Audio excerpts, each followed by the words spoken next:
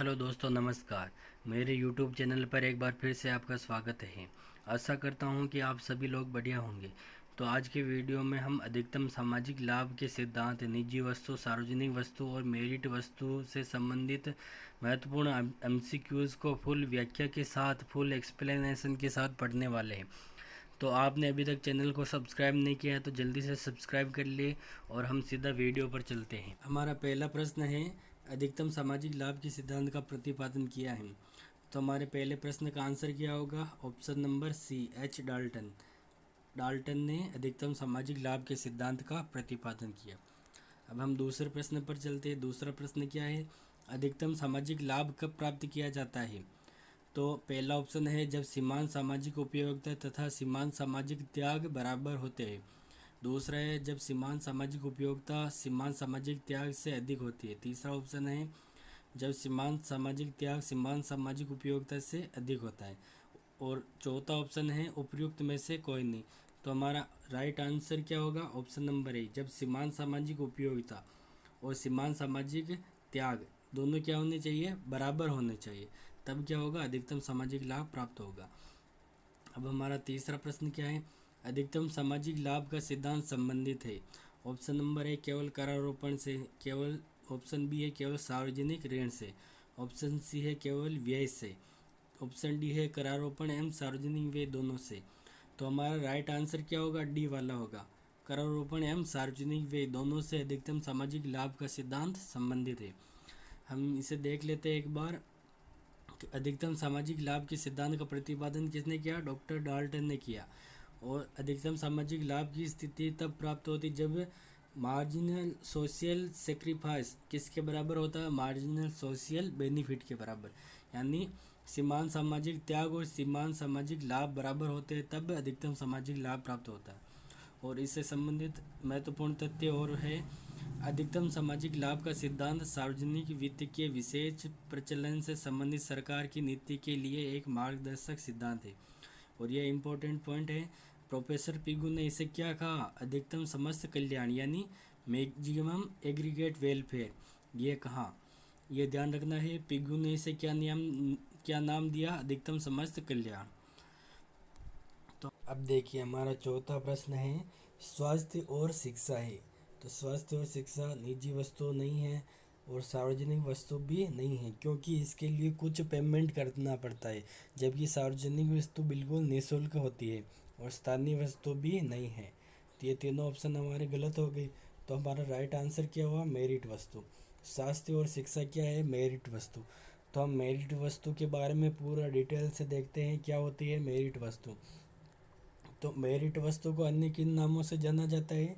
Merit वस्तु ऐसे English में नाम है मेरिट गुड्स, और इनको उत्कर्ष वस्तु या योग्यता वस्तु, ये दोनों इसके नाम हैं। तो देखिए, शिक्षा, स्वास्थ्य सुविधाएं, स्कूलों में भोजन, खाद्यान्न व पोषण हेतु सहायता, खाद्यान्न व पोषण हेतु सहायता, रोजगार, अल्प लागत की आवासीय सुविधाएं और राशनिंग, राशनिंग के अंतर्गत दिया जाने वाला अनाज, ये सभी क्या है? मेरिट गुड्स है। ये ध्यान रखना है कि मेरिट गुड्स, ये जो भी मेरिट गुड्स है, इसमें हमें कुछ न कुछ तो भुगतान करना पड़ता है। ऐसा नहीं है कि बिल्कुल ही निःशुल्क मिलती है। जैसे शिक्षा में कुछ भुगतान करना पड़ता है, हम स्वास्थ्य सुविधाओं में भी हमें छूट मिलती है, फिर भी भुगतान करना पड़ता है। तो इसमें कुछ न कुछ भुगतान करना पड़ता है। जैसे अल्प लागत वाली आवासीय सुविधाएं, मतलब ऐसी आवासीय सुविधा जिसमें सरकार भी भुगतान करती है और हमें भी भुगतान करना पड़ता है। और राशनिंग, जैसे हमें राशन की दुकानों पर राशन दिया जाता है, तो उसमें भी हमें छूट मिलती है, बिल्कुल कम मूल्य में दिया जाता है, लेकिन ऐसा नहीं कि बिल्कुल फ्री में दिया जाता है। तो ये सभी हमारी उत्कृष्ट या योग्यता या मेरिट वस्तुएं हैं। अब इनकी विशेषता क्या होती है, ये देखिए। विशेषता क्या है इनकी? सार्वजनिक वस्तुओं के समान होती है, परंतु इनमें क्या होता है? वर्जन का सिद्धांत लागू होता है। वर्जन का सिद्धांत लागू होता है, इसका मतलब ये है कि ये बिल्कुल निःशुल्क नहीं, इनके लिए कुछ भुगतान करना पड़ता है और सभी के लिए समान उपलब्धता नहीं होती है। और ये क्या होती है? गैर प्रतियोगी होती है। ये सार्वजनिक वस्तुओं के समान गैर प्रतियोगी होती है। लेकिन ये पूर्ण रूप से सार्वजनिक वस्तुओं के समान नहीं होते, क्योंकि यहाँ पर क्या होगा, वर्जन का सिद्धांत लागू होता है, जबकि सार्वजनिक वस्तुओं में वर्जन का सिद्धांत लागू नहीं होता है। और इनमें क्या होता है, धनात्मक बाध्यता उत्पन्न होती है, क्योंकि इन मेरिट वस्तुओं के लिए जितना भुगतान किया जाता है उससे ज़्यादा लाभ मिलता है, मतलब धनात्मक बाध्यता उत्पन्न होती है। और ये इनका क्या होता है, विशिष्ट वर्गों हेतु आपूर्ति, विशिष्ट वर्गों हेतु आपूर्ति, जैसे शिक्षा केवल शिक्षा बच्चों के लिए, स्कूलों में भोजन बच्चों के लिए, आवासीय सुविधाएं विशिष्ट वर्ग के लोगों के लिए आदि। मतलब क्या होता है कि ये मेरिट वस्तुओं की आपूर्ति विशिष्ट वर्गों हेतु होती है। और इसमें क्या होता है, बाजार असफल हो जाता है, क्योंकि ये धनात्मक बाध्यता उत्पन्न करती है, इसलिए बाजार असफल हो जाता है। तो हम आगे देखते हैं। हमारा पांचवा प्रश्न है, सार्वजनिक पुस्तकालय है। तो सार्वजनिक पुस्तकालय कौन सी वस्तु है?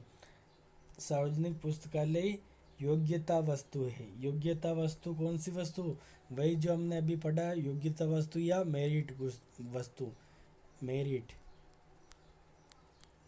मेरिट वस्तु सार्वजनिक पुस्तकालय, क्योंकि सार्वजनिक पुस्तकालय इसके लिए हमें कुछ ना कुछ तो भुगतान करना ही पड़ता है, ऐसा नहीं कि बिल्कुल फ्री में मिल जाता है।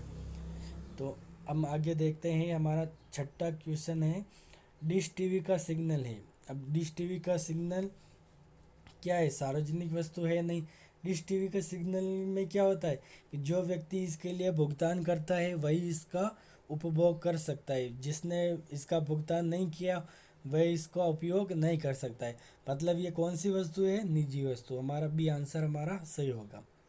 अब हम अगले क्वेश्चन आगे हम देखते हैं कि हमारा ये निजी वस्तु वाला क्वेश्चन था, तो हम निजी वस्तु के गुण देख लेते हैं। तो निजी वस्तु क्या होती है?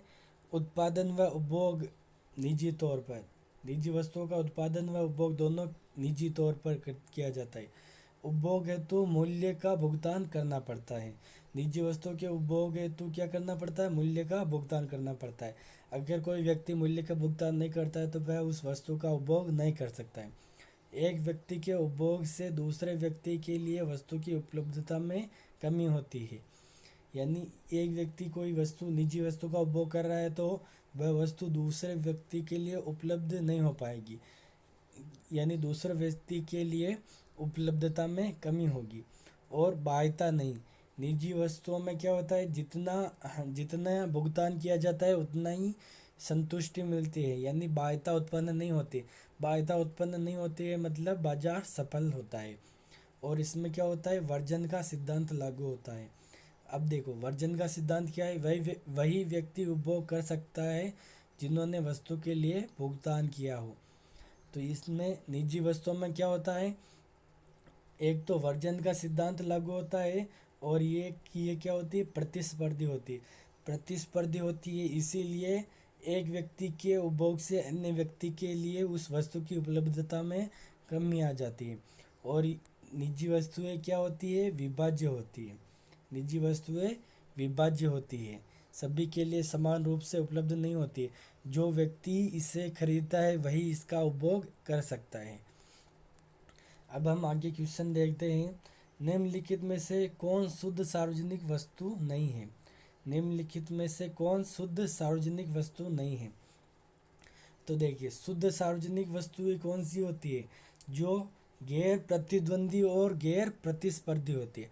तो गैर प्रतिस्पर्धी ये शुद्ध सार्वजनिक वस्तु होती है।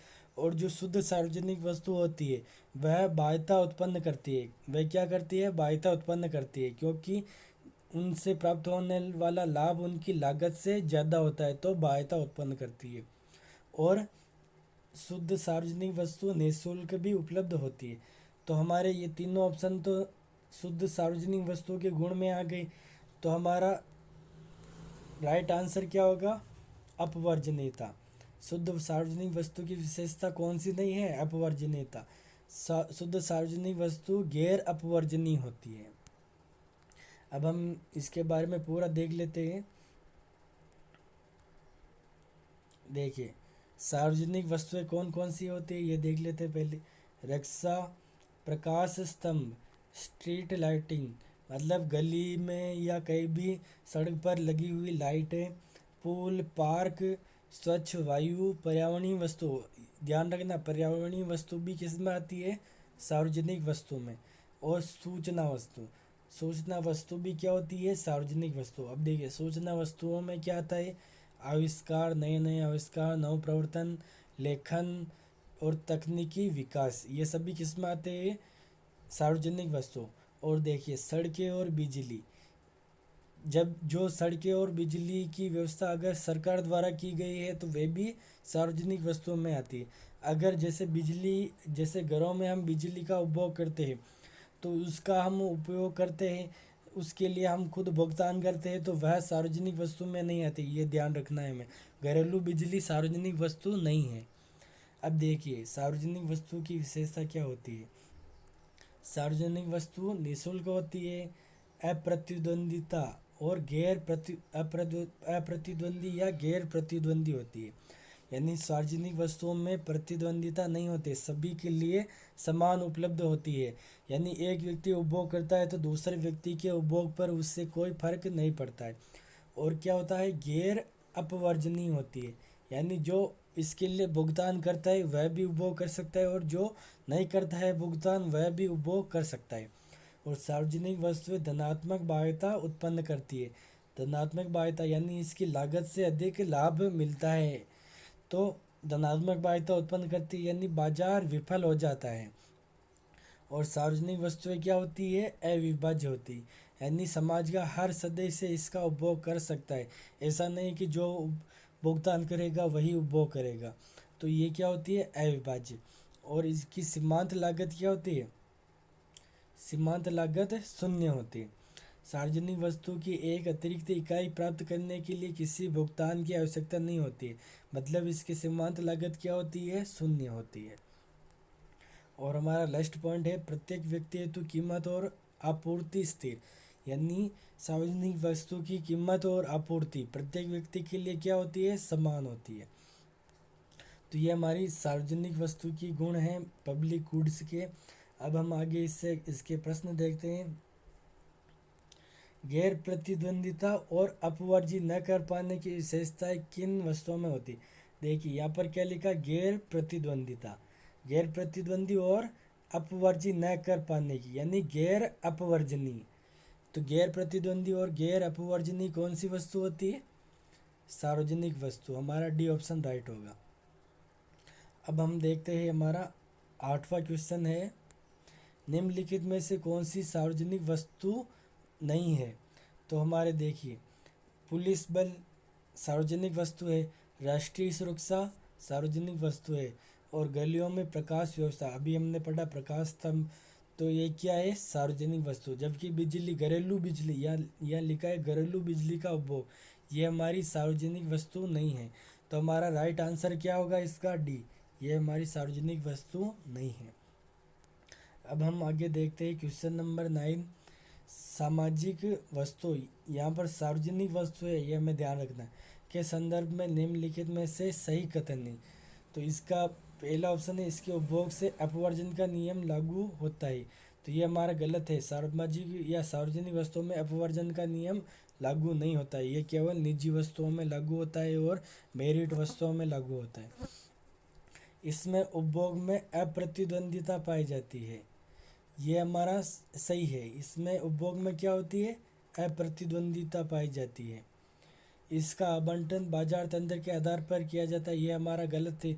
बाजार तंत्र के माध्यम से केवल निजी वस्तुओं का आवंटन किया जाता है, और यह भी हमारा डी भी गलत है। हमारा राइट आंसर क्या होगा, बी हमारा राइट आंसर है।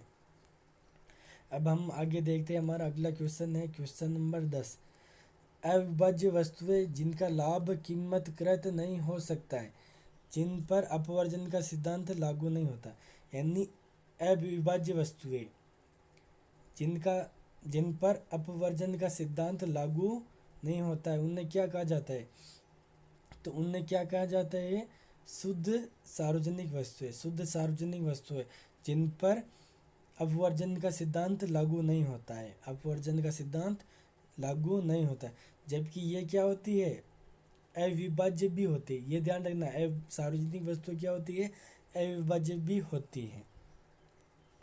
तो हम अगले प्रश्न पर चलते हैं।